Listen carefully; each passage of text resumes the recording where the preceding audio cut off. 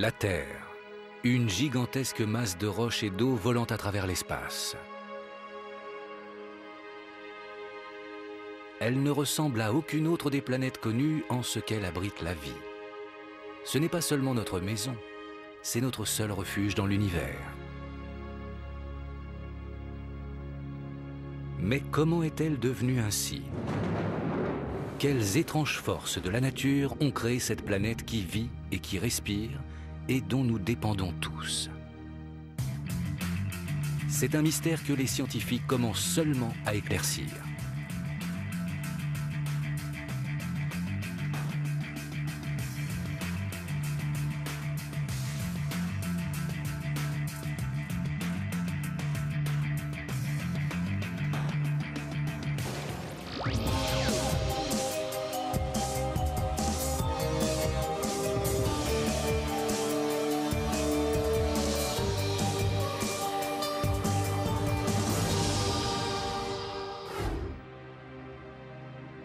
Dans l'immensité du cosmos, nous ne connaissons qu'un seul endroit où puisse évoluer le genre humain.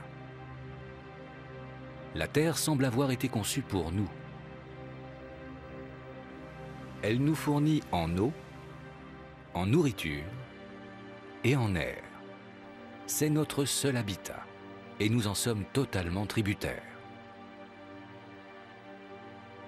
Pourtant, il y a 5 milliards d'années, la Terre n'existait pas.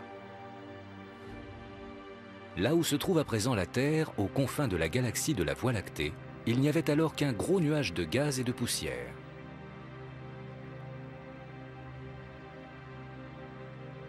Voici l'incroyable histoire de la transformation d'un nuage de poussière en une planète habitée.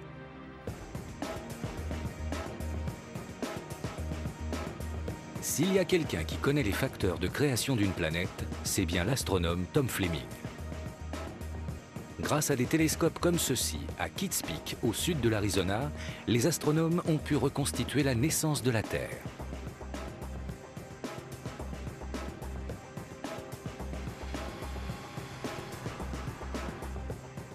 Tout a commencé avec un gros nuage de gaz et de poussière.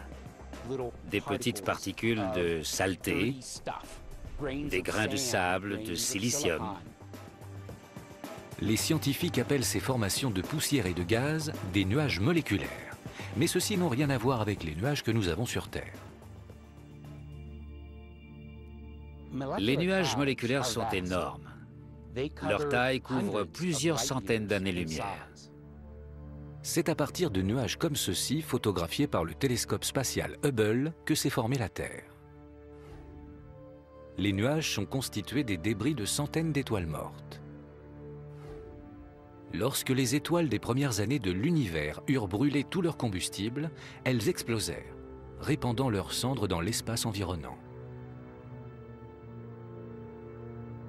Quand la première génération d'étoiles disparut, parfois avec douceur, parfois avec fureur, lors d'événements qu'on appelle des supernovas, les éléments les plus lourds, le fer, le silicium, l'aluminium et le nickel présents dans l'étoile furent expulsés dans la galaxie.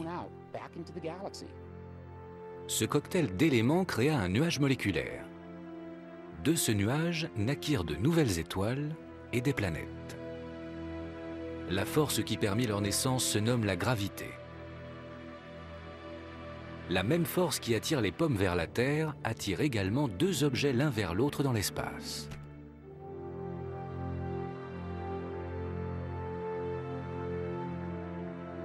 Elle rassembla les particules de poussière au sein du nuage moléculaire. Durant les 10 millions d'années qui suivirent, le nuage moléculaire se contracta lentement sous l'influence de sa propre gravité.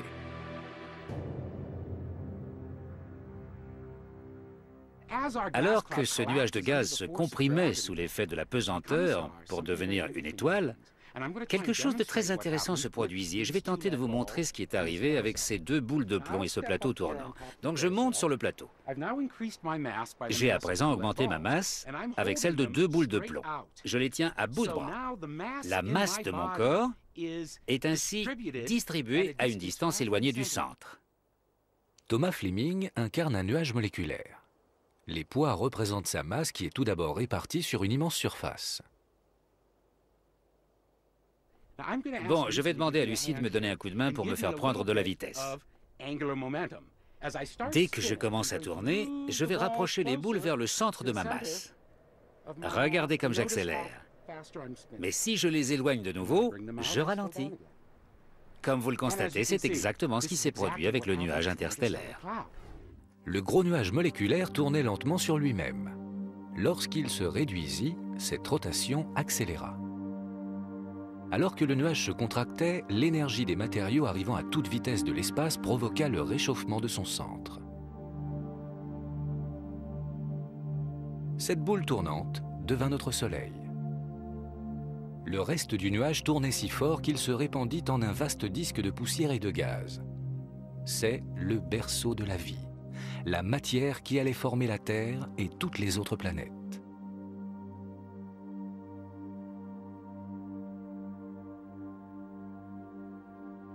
Il y a encore peu, ce qui avait transformé cette poussière en planète demeurait une énigme. Puis, en mai 2003, une petite expérience ludique à bord de la Station spatiale internationale débouche sur une découverte majeure. L'astronaute Don Pettit est curieux de connaître les effets de l'apesanteur sur diverses substances. Lors d'une série de petites expérimentations, il filme des bulles, des cachets effervescents, des tourbillons d'eau colorée. Puis il remplit un sachet de sel. Cette dernière expérience est une révélation scientifique, mais Don Pettit ne mesure pas encore toute sa portée. Celui qui saisit toute sa signification est son confrère Stanley Love. Don aime bien s'amuser à toutes sortes de tests. L'un d'entre eux a consisté à placer des choses dans des sachets en plastique. Des solides granuleux comme du sucre, du sel, du café soluble. Il les a mis dans un sac qu'il a gonflé, puis a secoué le tout pour voir ce que ça donnait. Et ce que ça a donné, ce sont des petits paquets de particules, un peu comme des moutons de poussière. Lorsqu'il regarde le film de cette expérience, Stanley Love comprend qu'il est en train d'assister à une découverte majeure. Don a projeté la vidéo et s'est exclamé « C'est chouette, non ?» en montrant chaque petit film avec les différentes substances mises en sachet. Et j'ai répondu « Oui, Don, c'est chouette. En fait, tu viens juste de résoudre un très vieux problème en matière de formation des planètes. » En apesanteur, les cristaux se comportent tout à fait différemment que sur Terre. Stanley Love identifie alors ce qui les colle ensemble. Eh bien, à chaque fois que deux matières se frottent l'une contre l'autre, elles échangent quelques électrons. Par exemple, lorsque vous frottez un ballon de baudruche contre vos cheveux pour qu'il colle au mur. Et il s'avère que lorsque vous placez de la poussière ou n'importe quoi en apesanteur et que vous le secouez pour que les éléments se frottent les uns aux autres, on pense qu'une sorte de charge électrostatique se forme et les force à se rassembler immédiatement. Vous pouvez agiter de nouveau le sachet pour défaire les formations, elles reviendront dès que vous arrêterez de secouer. Dans les toutes premières secondes de son existence, notre planète ressemblait peut-être à cela. Les scientifiques estiment que ce moment se produisit il y a de cela 4,5 milliards d'années. Afin de suivre l'évolution de notre planète, nous vous proposons de représenter le temps du commencement jusqu'à nos jours comme les 12 heures sur le cadran d'une horloge. À midi, l'horloge se met en marche. Le voyage de la Terre vers sa transformation en planète habitable a commencé. La première étape est rapide. Dès que ces particules sont devenues des astres d'un diamètre d'environ 800 mètres, leur masse est si grande que leur pesanteur se met à attirer la matière du disque environnant. Tout comme des aspirateurs géants, ils tournent autour du Soleil en absorbant la matière du disque jusqu'à ce qu'il ne reste plus rien.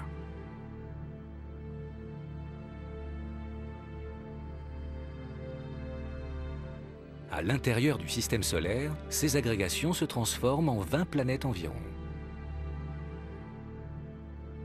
Ce processus dure à peu près 3 millions d'années. Moins de 30 secondes sur notre horloge.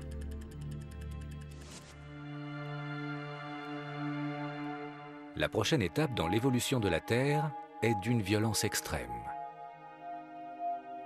Alors que ces 20 planètes gravitent autour du Soleil, leurs pesanteurs respectives les fait s'entrechoquer. À chaque collision, 2 planètes se combinent.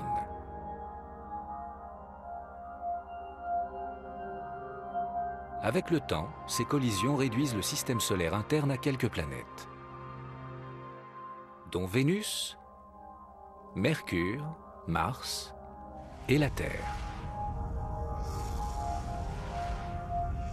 Les astronomes estiment que la Terre atteignit ce stade en 30 millions d'années environ. À présent, 5 minutes de notre histoire se sont écoulées. À quoi ressemblait notre planète à ses débuts? Que serait-il arrivé si un humain y avait atterri? L'énergie née de la collision avec les autres planètes rend la Terre extrêmement chaude. À environ 5000 degrés Celsius, sa température est 5 fois plus élevée que dans un incinérateur. Un être humain disparaîtrait aussitôt dans un nuage de vapeur et de cendres.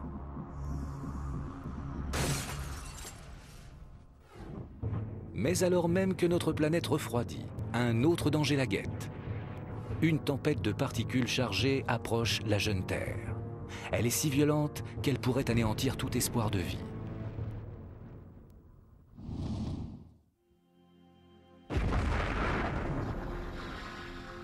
Il y a 4,5 milliards d'années, un nuage de poussière géant se comprime pour former notre système solaire. Le Soleil, les planètes et la Terre. Mais alors que la Terre tout juste créée commence à refroidir, elle fait face à l'une des plus grandes menaces de son existence. Un ouragan de particules mortelles venues du Soleil. Boulder, dans le Colorado. Au centre de l'environnement spatial, des météorologistes suivent l'évolution des tempêtes solaires. C'est le climat le plus extrême que l'on connaisse. Là-bas, une brise légère souffle à 320 km/s. Une basse température dépasse les 4000 degrés Celsius. Une surveillance continue s'impose puisque les tempêtes solaires nous affectent aussi sur Terre. Le spatiologue Rodney Virek sait combien le Soleil peut être dangereux. Le Soleil n'est qu'une grande explosion. Et de cette explosion s'échappent des particules énergétiques. Ces particules constituent le vent solaire. Elles se dirigent vers la Terre à une vitesse pouvant atteindre 1,5 million de km/h. Si le vent solaire souffle trop fort, il peut tuer. Nous observons le Soleil et lorsque nous repérons quelque chose susceptible de produire un incident impliquant des particules énergétiques sur Terre, nous le signalons aux astronautes, voire même aux compagnies aériennes. Les particules chargées du vent solaire représentent une forme de radiation pouvant entraîner des lésions fatales sur les cellules vivantes. Une forte tempête solaire pourrait tuer un astronaute dans l'espace. Mais le vent solaire peut aussi avoir un effet dévastateur sur les planètes. La Terre est entourée d'une atmosphère, une fine couche de gaz qui la protège des températures extrêmes de l'espace. Mais lorsque les particules chargées du vent solaire rencontrent l'atmosphère d'une planète, elles peuvent l'endommager. On peut mesurer la puissance destructrice de ce vent en observant Mars. Pendant des millions d'années, le vent solaire a balayé presque toute son atmosphère. À présent, on ne trouve plus d'eau liquide à sa surface et trop peu d'air pour respirer. La Terre aurait bien pu connaître le même sort. Alors, comment l'a-t-elle évité ? Pour tenter de répondre, revenons au moment de sa création. Tandis que la Terre commence à se former, l'énergie dégagée lorsque des matériaux heurtent la planète produit de la chaleur. La chaleur devient si forte que même la roche se met à fondre. Les éléments plus légers de la Terre en fusion remontent à la surface tandis que les éléments les plus lourds, dont le fer, s'enfoncent vers le centre. Ils y forment un noyau en fusion.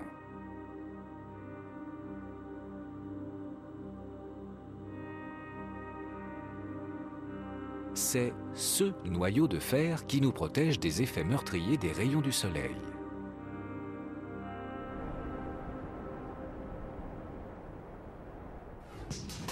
Savoir précisément comment ce noyau nous protège restait une énigme qui poussa Dan Lathrop à la recherche.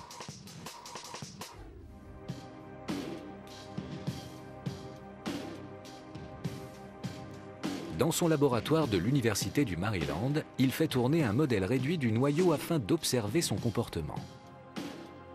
Le noyau terrestre possède une action dynamo-électrique qui produit un champ magnétique. Ainsi, les courants du fer liquide génèrent des champs magnétiques. Dan Lathrop découvrit que le mouvement rotatif du noyau créait un bouclier magnétique autour de la Terre. On peut voir que c'est presque symétrique, mais il y a des petits détails qui tournent autour de la sphère interne. Afin de nous montrer comment cela se produit, Dan Lathrop effectue une simple expérience de physique scolaire. On peut voir comment les courants engendrent un champ magnétique à la faveur d'une simple petite démonstration. Vous prenez de la limaille de fer que vous répartissez autour de ce rouleau de fer. Ce rouleau de fer représente le noyau de la Terre.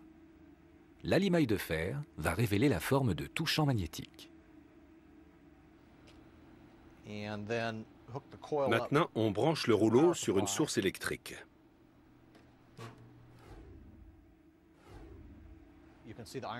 On peut voir que la limaille de fer s'aligne avec le champ magnétique. Les lignes du champ magnétique passent à travers le centre et s'enroulent aux extrémités. L'électricité dans le rouleau produit ce champ magnétique.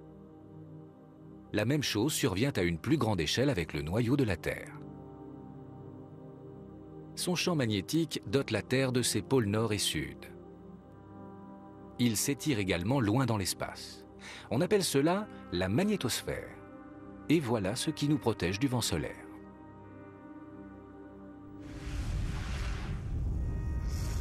Lorsque des particules solaires volent vers la Terre, la magnétosphère bloque leur passage. Celles qui parviennent à passer sont déviées vers les pôles.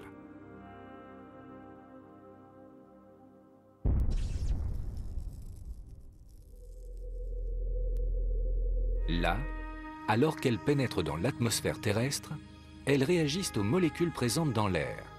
De cette réaction naissent des phénomènes lumineux.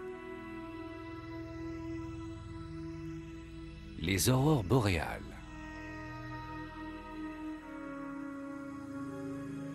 De nos jours, le vent solaire érode toujours notre atmosphère. Mais grâce à la magnétosphère, les dommages ne sont pas fatals pour l'homme.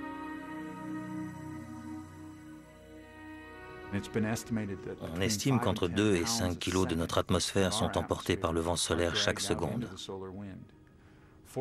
Heureusement pour nous, même à ce rythme, le temps qu'il faudrait pour épuiser notre atmosphère représente plusieurs fois la vie du Soleil.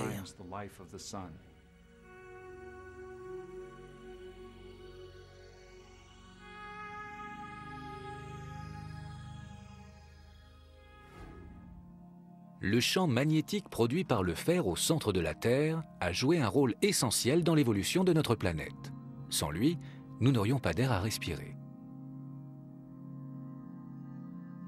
Sur notre horloge, dont les 12 heures représentent l'histoire de la Terre, seules 6 minutes se sont écoulées. La Terre ne ressemble pas encore à la planète que nous connaissons aujourd'hui. Mais un être humain pourrait-il y survivre ? Il est possible que la Terre ait refroidi suffisamment pour qu'un être humain puisse y vivre, vêtu d'une combinaison thermique. Et grâce à son noyau de fer, notre planète se voit désormais protégée du vent solaire. Mais il n'y a toujours pas d'oxygène ou d'eau sur Terre. Nous ne tiendrions pas une minute. Pire encore, si un être humain parvenait à survivre, il aurait une bien mauvaise surprise. Un événement stupéfiant s'apprête à se dérouler. La Terre est sur le point d'entrer en collision avec une autre planète et de connaître ainsi le plus grand télescopage de son histoire. Nous avons vu comment d'un nuage géant de poussière et de gaz est né notre système solaire. Et comment le noyau de fer en fusion de la Terre a engendré un champ magnétique la protégeant des effets meurtriers du vent solaire. La naissance de la Terre a été un processus violent et spectaculaire. Mais un événement encore plus époustouflant est sur le point de se produire. Un choc si intense qu'il va faire fondre la planète entière. Et ce qui nous indique que cela est arrivé est cet astre imposant qui tourne au-dessus de nos têtes. La Lune est l'inséparable compagne de la Terre. Pendant des siècles, les hommes se sont demandé d'où elle venait. De nombreuses théories ont vu le jour. Certains disaient qu'elle s'était formée à partir de la matière éjectée dans l'espace par la rotation très rapide de la Terre. D'autres suggéraient que la Lune était une planète que la pesanteur de la Terre avait capturée. Mais personne ne savait vraiment.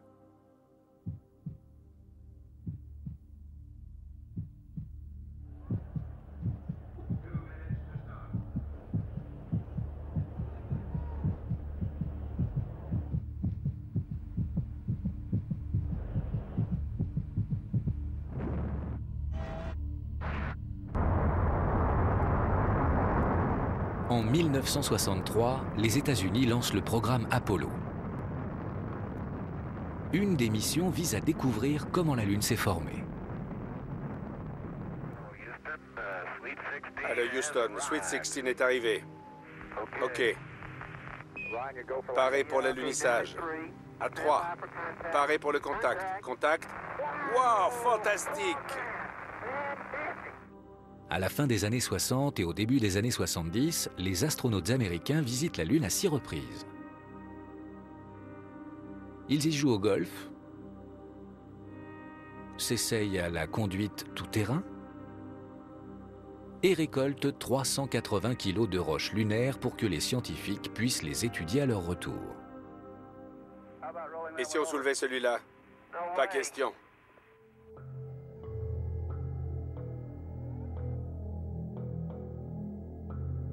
Les morceaux ramenés sur Terre révèlent quelque chose d'étrange. Lorsque les scientifiques les examinent, ils constatent qu'ils sont très secs, comme s'ils avaient été chauffés. C'est déconcertant.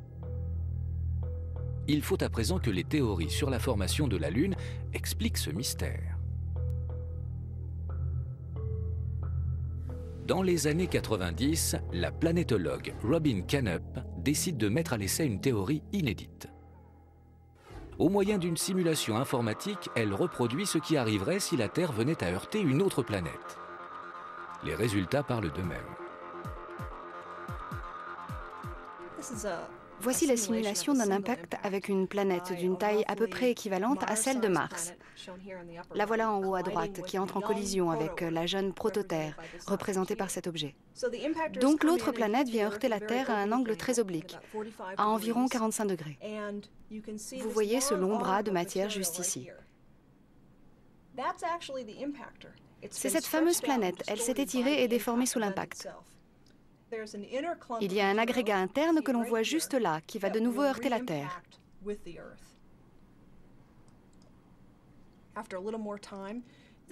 Après un certain temps, cet agrégat externe de matière frôle de très près la Terre et sous l'effet de la gravité terrestre, il est étiré en un long bras de matière qui finit par se briser pour former un disque. C'est de ce disque de matière gravitant autour de la Terre que, selon nous, s'est formée la Lune. Grâce à cette simulation, Robin Canup découvre précisément ce qui s'est produit lors de l'impact. Imaginez cette planète incroyablement grosse qui se lance vers la Terre à une vitesse de 11 km par seconde.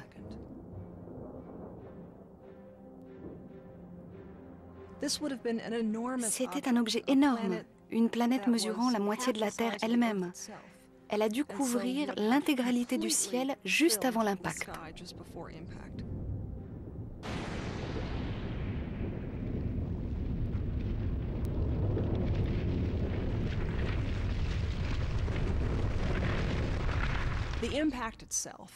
Le choc ainsi provoqué constitue un incroyable événement énergétique, dégageant assez d'énergie pour faire fondre la Terre entière et vaporiser une part importante de la roche terrestre. Lorsque la planète touche la Terre, le coup porté projette de la matière dans l'espace. La plupart de ces débris restent en orbite sous la forme d'un large disque de roches et de poussière. Un agrégat de cette matière en rotation devient alors assez gros pour que sa pesanteur absorbe davantage de matière. C'est ce qui deviendra la Lune. À présent, 50 millions d'années se sont écoulées depuis le début de la formation de la Terre. Sur notre horloge, dont les 12 heures représentent son histoire, 8 minutes seulement ont passé. À ce stade de son existence, la Terre semble bien différente de la planète que nous connaissons aujourd'hui. Après l'impact, le sol reste en fusion pendant des milliers d'années. Et la Lune est 15 fois plus proche de notre planète qu'aujourd'hui. Lorsque vous admirez aujourd'hui un clair de lune, alors imaginez un peu le spectacle à l'époque, quand la Lune était 15 fois plus grosse que ce que l'on voit maintenant. L'impact avec l'autre planète et la formation de la Lune constituent deux événements clés dans l'élaboration d'une planète vivable.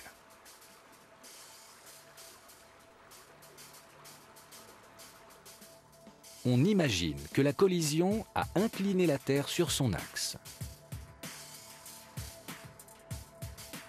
L'inclinaison nous a donné les saisons.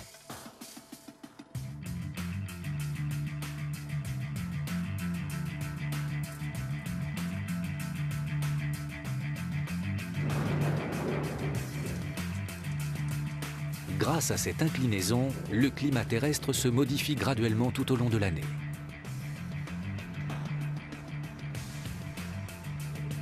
C'est ce qui rend possible le cycle annuel de la vie.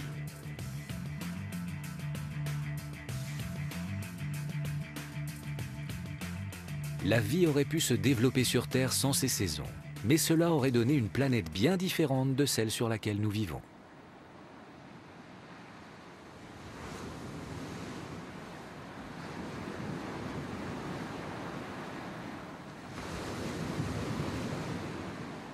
La formation de la Lune nous a également donné les marées.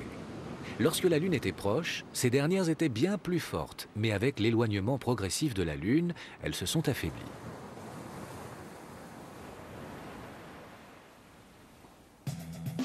Nous pensons aujourd'hui que la présence des océans va de soi, mais il y a 4,5 milliards d'années, ils n'existaient pas.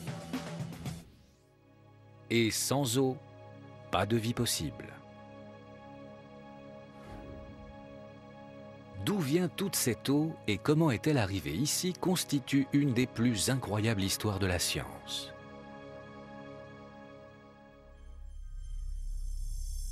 Comment la nature a-t-elle conçu une planète sur laquelle peuvent évoluer des êtres? Jusqu'à présent, nous avons vu comment la Terre est née d'un énorme nuage de poussière et de gaz. Son noyau de fer a créé un champ magnétique qui nous protège des particules meurtrières du vent solaire. La Terre a même survécu à une collision majeure avec une autre planète. Mais pour que la Terre abrite la vie, il lui faut de l'eau. L'apparition de cette eau représente un des grands mystères de la science.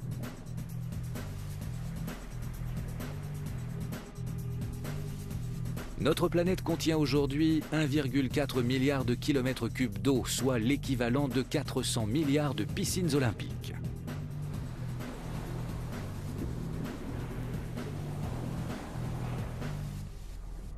Pourtant, beaucoup d'astronomes pensent que si la jeune Terre contenait de l'eau, c'était en quantité infime.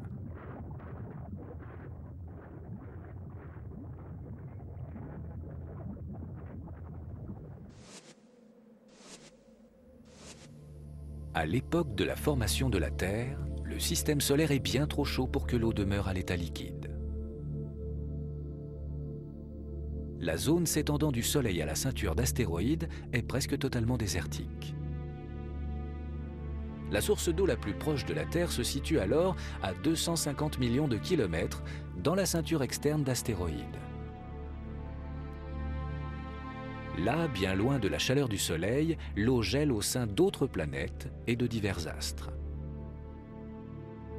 Mais savoir comment cette eau a voyagé jusqu'à la Terre reste une énigme que les scientifiques commencent seulement à résoudre. Un élément d'explication est apparu en janvier 2005 avec le lancement d'un étonnant vaisseau de la NASA. Baptisée Deep Impact, cette sonde devait parcourir 430 millions de kilomètres vers une comète nommée Tempel 1 et y envoyer un impacteur de cuivre.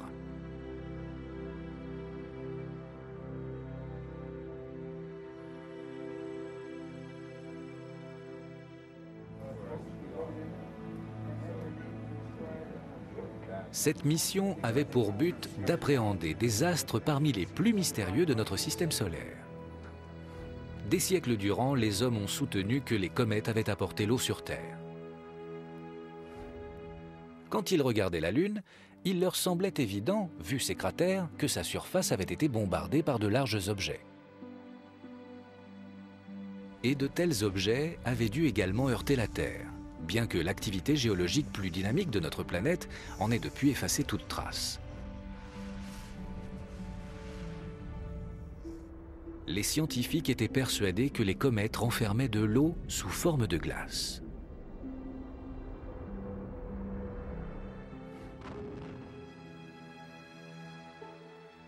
Ainsi, la mission de Deep Impact allait permettre pour la première fois de sonder leur contenu. Le matin du 4 juillet 2005, les scientifiques de la NASA attendent impatiemment tandis que l'impacteur se rapproche de la comète à la vitesse de 37 000 km/h.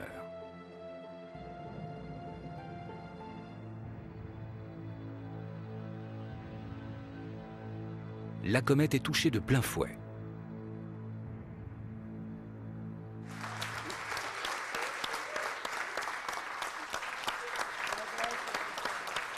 L'explosion est capturée par les télescopes du monde entier.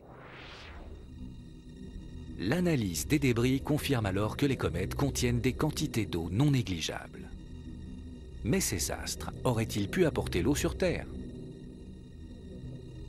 À l'aide de radiotélescopes, les astronomes étudient le type d'eau contenue dans la traînée vaporeuse des comètes.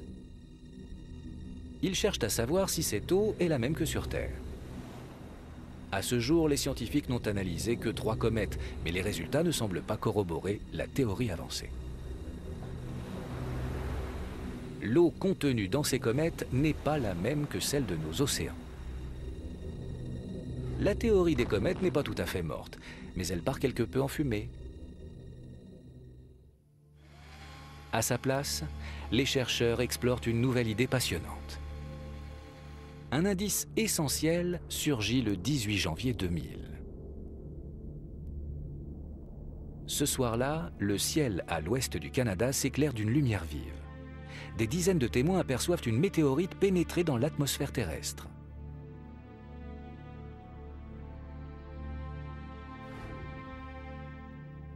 Quelques secondes plus tard, des photographes de la région prennent ces clichés de la traînée laissée dans son sillage.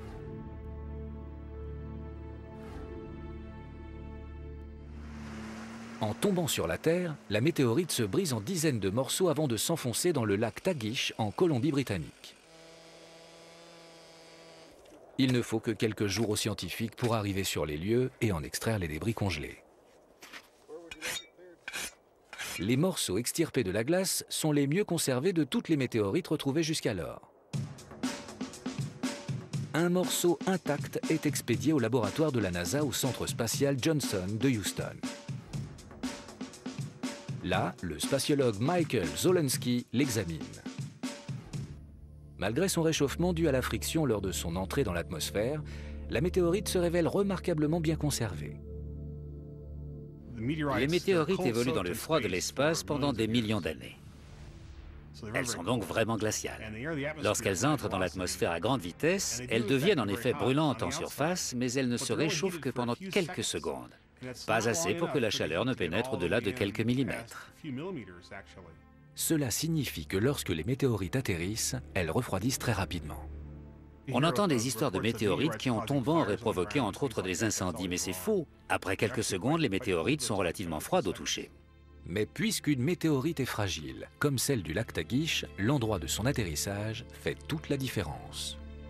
Nous avons eu vraiment de la chance qu'elle tombe dans un lac gelé. Ailleurs, elle se serait facilement désagrégée au bout de quelques jours. Il est donc très probable que ce genre de météorites tombe régulièrement sur Terre, mais elles sont généralement détruites. Parce que l'intérieur de la météorite est resté congelé, Zolensky peut analyser sa constitution. Voici un échantillon de la météorite du lac Tagish. La matière noire ici est surtout composée du même genre de minéraux argileux que vous trouvez dans votre jardin. Et ces minéraux renferment des molécules d'eau, ce qui fait qu'environ 20% du poids de cette météorite est dû à l'eau. C'est énorme. D'après l'endroit et l'angle de chute de la météorite, les astronomes établissent sa trajectoire depuis l'espace. Ils découvrent alors qu'elle provient des confins de la ceinture d'astéroïdes. En observant les astéroïdes au télescope, on découvre que plus on s'éloigne du Soleil, plus ils contiennent d'eau. Les astronomes pressentent que ce sont ces astéroïdes situés dans la partie externe de la ceinture qui ont apporté l'eau sur Terre. S'ils ont raison, nos océans seraient alors arrivés de l'espace dans des pluies torrentielles de météorites. Mais une question demeure. Qu'est-ce qui aurait pu forcer tant d'astéroïdes à dévier de leur orbite pour venir s'écraser sur Terre? Il semblerait que le coupable soit la plus grosse planète de notre système solaire. Jupiter se situe juste au-delà de la ceinture d'astéroïdes. Sa masse est si grande que la pesanteur perturbe tout objet dont elle s'approche.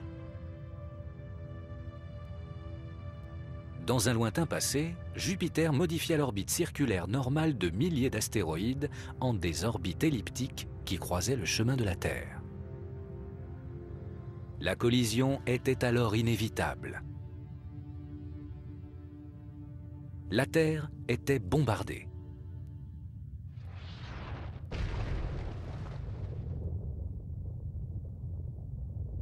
Lorsque les astéroïdes s'écrasent au sol, ils éclatent. L'eau qu'ils renferment s'échappe.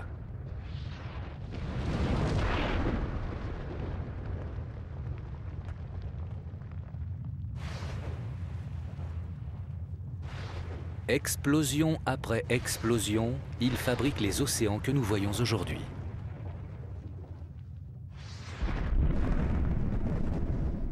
Auparavant, les chercheurs pensaient qu'il avait fallu des centaines de millions d'années pour que la Terre recueille son eau. Mais des études récentes suggèrent que cette eau est arrivée très vite. Cette découverte provient des recherches menées par le géologue Stephen Moises. Dans son laboratoire de Boulder, dans le Colorado, Stephen Moises prit des pierres parmi les plus vieilles du monde et les réduisit en poudre. Il obtint de minuscules cristaux appelés zircons. Le zircon est un minéral commun. Il est généralement petit et très dur à détruire. À l'aide d'une microsonde ionique, Stephen Moises analysa alors les zircons et étudia la composition de l'oxygène à l'intérieur. Il découvrit que les cristaux s'étaient constitués à partir d'un type bien particulier de roche. Une roche qui n'aurait pu exister que s'il y avait eu de l'eau sur Terre.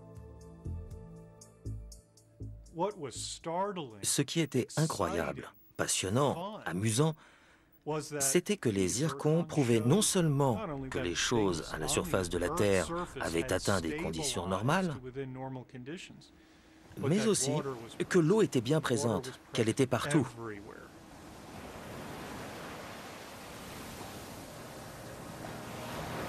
Stephen Moises en déduisit que la période à laquelle la Terre avait acquis son eau remontait à la période de formation des zircons.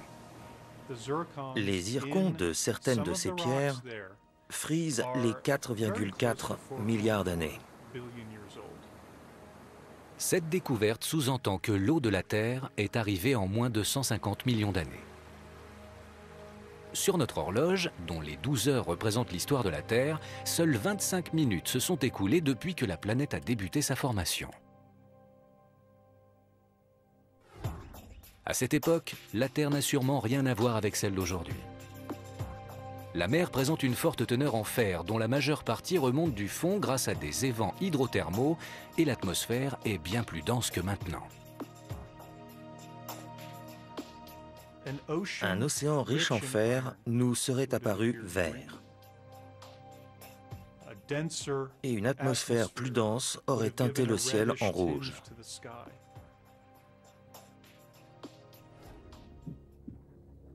les conditions permettant l'existence humaine s'améliorent. Le sol a désormais atteint une température tolérable. Et il y a de l'eau pour porter la vie.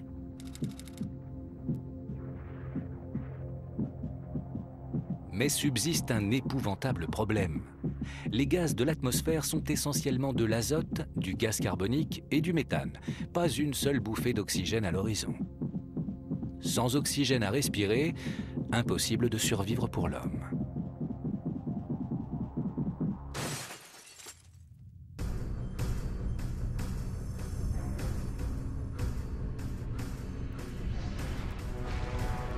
Dans les premières années de sa vie, la Terre subit une attaque extrêmement violente.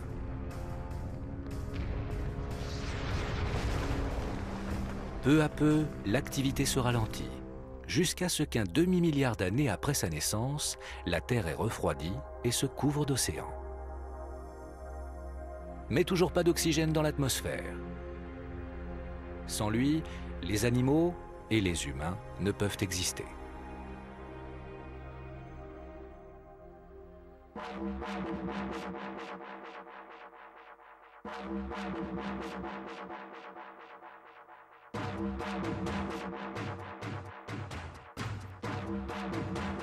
Un des chercheurs ayant étudié comment la Terre a acquis son oxygène est le géologue Martin van Kranendonk.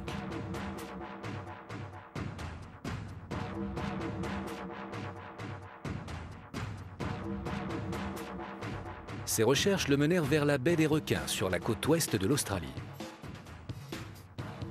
Inscrite sur la liste du patrimoine mondial, la baie abrite des herbes marines, des dugongs et des dauphins apprivoisés.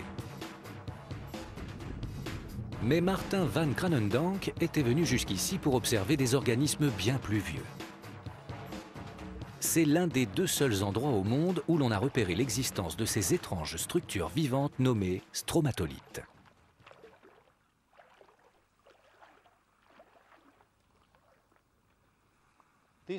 Ces stromatolithes poussent ici depuis la fin de la période glaciaire, il y a environ 10 000 ans. Et à l'époque, le niveau des eaux était un peu plus élevé. Donc, ces structures ont pu atteindre la taille que vous voyez à présent.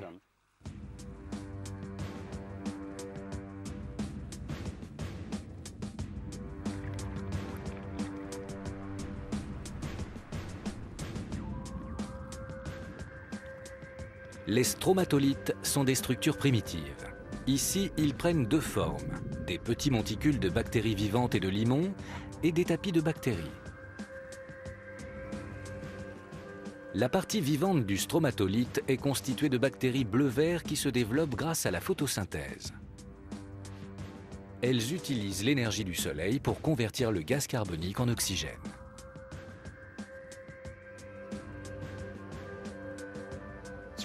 C'est véritablement grâce à ce processus d'émission d'oxygène que la Terre ressemble à ce qu'elle est aujourd'hui. Un habitat pour les organismes comme nous, les humains, mais aussi pour l'ensemble de la faune et de la flore terrestre.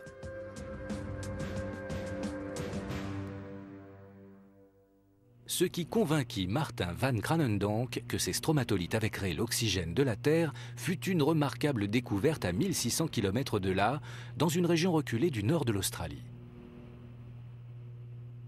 Voici le Pilbara, un des plus anciens paysages au monde. Si vous voulez savoir ce qui s'est passé sur Terre au début de son histoire, c'est ici qu'il faut venir. C'est vraiment comme si vous aviez voyagé dans une machine à remonter le temps jusqu'au commencement de la Terre. De marcher dans cet environnement si vieux, j'en avais la chair de poule. Ici, on peut encore observer les processus qui se sont déroulés 3,5 milliards d'années auparavant. Là, dans un endroit tenu secret afin de les préserver, se trouvent les plus vieux fossiles jamais découverts. Les ancêtres des stromatolithes de la baie des Requins. Ce qui est remarquable avec cet affleurement du Pilbara, c'est qu'il recèle le plus vieux témoignage de vie sur Terre. Nous sommes en train d'observer, là devant nous, nos arrière-grands-pères et grand-mères. Personne ne sait comment a commencé la vie sur Terre, mais ces incroyables fossiles laissent entendre qu'elle parut très tôt après la formation de la planète. Ces stromatolithes fossiles sont 15 fois plus âgés que les dinosaures. Les bactéries qui les constituent vivaient ici seulement 1 milliard d'années après la naissance de la Terre. Sur notre horloge, il est maintenant 3h moins 20. Ce sont les premiers organismes qui ont entamé le processus de transformation de l'atmosphère terrestre en une atmosphère riche en oxygène. Ceci nous a permis, nous les hommes et toutes les créatures vivantes que nous connaissons aujourd'hui, d'évoluer sur Terre. Si les stromatolites se trouvaient sur Terre il y a 3,5 milliards d'années, alors ils auraient dû augmenter la quantité d'oxygène dans l'air. Pourtant, cela ne semble pas le cas. 1 milliard d'années plus tard, le niveau d'oxygène dans l'atmosphère avait à peine changé. Ce qui est advenu de tout l'oxygène produit par les stromatolites peut s'observer à 480 km de là, dans une gorge au sein du parc national australien de Karijini. C'est dans ces roches que se cache la clé du mystère de l'oxygène disparu. Les géologues appellent ces roches des formations de fer rubané. Et ils pensent qu'elles doivent leur existence aux stromatolites. Eh bien, ces formations sont le produit d'un remarquable concours de circonstances dans l'histoire terrestre. Elles sont apparues il y a environ 2,5 milliards d'années, lorsque la Terre était encore toute jeune, et sont dues, c'est ce qu'on pense aujourd'hui, à l'action microbienne dans les océans d'alors. Les océans terrestres étaient alors remplis de fer. Comme les bactéries des stromatolites rejetaient de l'oxygène sous forme de bulles, ce gaz réagissait avec le fer dans l'eau.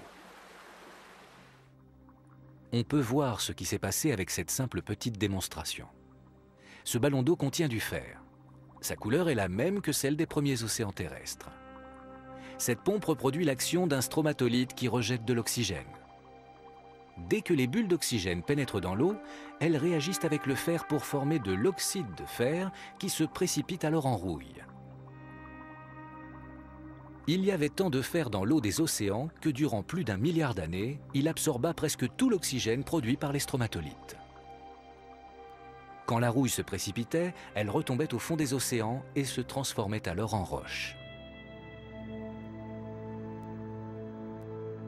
On a estimé que dans l'ensemble du globe, ces roches ont accumulé plus de 20 fois la quantité d'oxygène qui se trouve dans l'atmosphère aujourd'hui. Et ces roches se sont formées incroyablement lentement.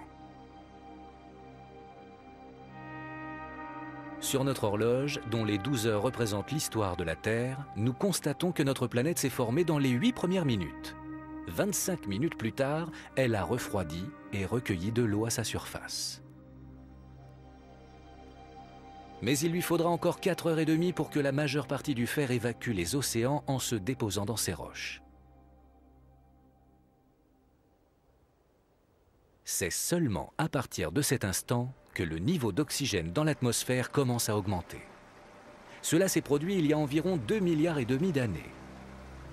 Pendant encore 2 milliards d'années, l'oxygène continue sa progression jusqu'à ce que 500 millions d'années avant notre ère, il atteigne le niveau grâce auquel les animaux peuvent survivre. Notre planète est-elle alors prête pour porter la vie humaine ? La température a d'ores et déjà baissé. Il y a de l'eau pour boire et de l'air pour respirer. Si nous devions revenir à cette époque, nous pourrions certainement survivre. Dans notre histoire, 11 heures se sont maintenant écoulées. Mais la Terre a encore du chemin à faire avant que les premiers hommes marchent sur sa surface. À minuit moins 37, les dinosaures feront leur apparition. À minuit moins 10, une catastrophe les anéantira. Enfin, 19 secondes avant minuit, les premiers humains arriveront. Il aura fallu plus de 4 milliards d'années. Mais d'une vaste région de gaz et de poussière glacée, les forces de la nature ont créé le seul abri sûr de l'univers, notre maison, la Terre.